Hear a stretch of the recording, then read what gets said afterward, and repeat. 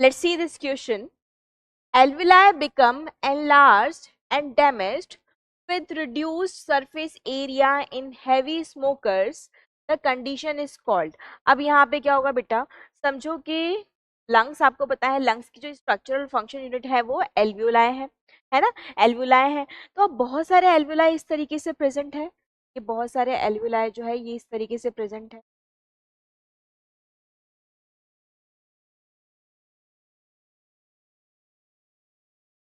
ठीक, अब यहाँ पे एम्फाई ये है ना, ये जो कंडीशन यहाँ बता रखी है, हैवी स्मोकर्स के अंदर बता रखी है।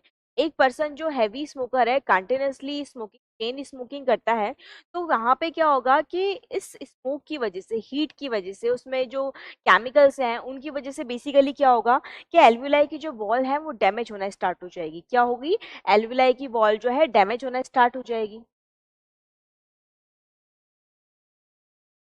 एल्वियोलर वॉल्स डैमेज्ड किसकी वजह से, due to smoking, heavy smoking की वजह से एल्वियुलर वॉल डैमेज होगी।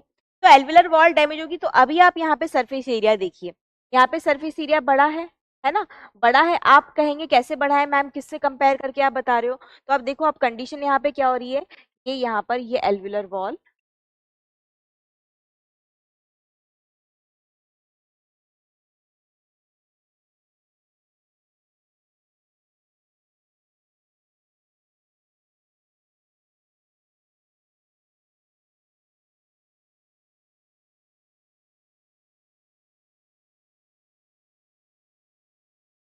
ठीक है।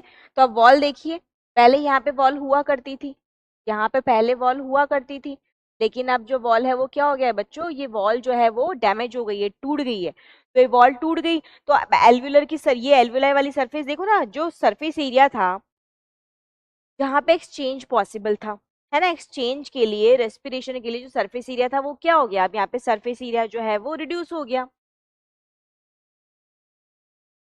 एक्सचेंज सरफेस एरिया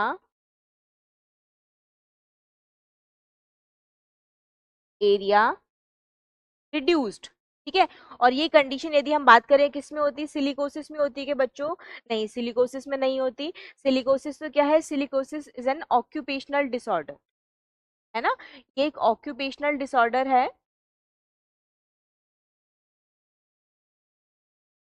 ठीक है। और सिलिकोसिस होता कहाँ पर है, सिलिकोसिस ये जो है ना बेटा, सिलिका के डिपॉजिट होने की वजह से लंग्स में सिलिका के इरिटेट, सिलिका के जो पार्टिकल्स है वो कोई पर्सन जब इनहेल करेगा तो उसके लंग्स को इरिटेट करेगा, ठीक है, उसकी वजह से सिलिकोसिस कंडीशन होती है।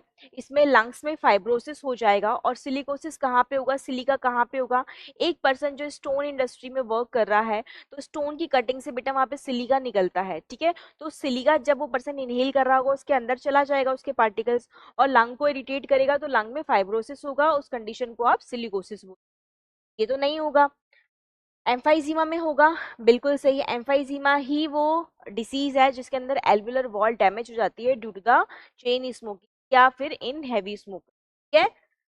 तो हमारा आंसर क्या हो जाएगा, एम्फाइजीमा। एस्मा होगा, नहीं, एस्मा के अंदर क्या होता है, इन्फ्लेमेशन होती है, इन्फ्लेमेशन ऑफ ब्रोंकाई और ब्रोंक्यूल्स,